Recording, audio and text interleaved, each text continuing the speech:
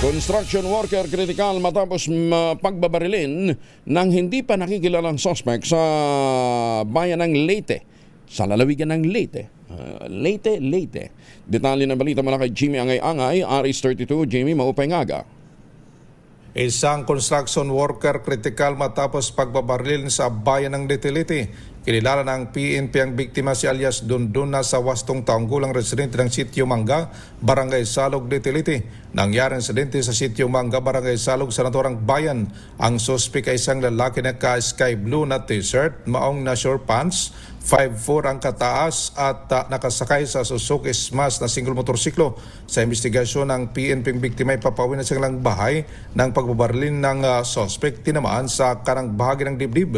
Itinagbo ang biktima sa Cargara District Hospital at inilipat sa Eastern Visayas Medical Center, Tacloban para malapatan ng kakulang lunas. Sa kasalukuyan sa gawa pa ng Leyte PNP ang hot pursuit operation para makilala at maresto ang suspect.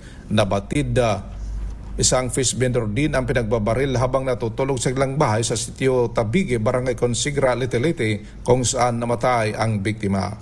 Mula dito sa DYVL Action Radyo Tacloban, ito si RS32 Jimmy Angay-Angay para sa DZRH. Una sa Pilipinas, una sa Pilipino. Salamat, Jimmy.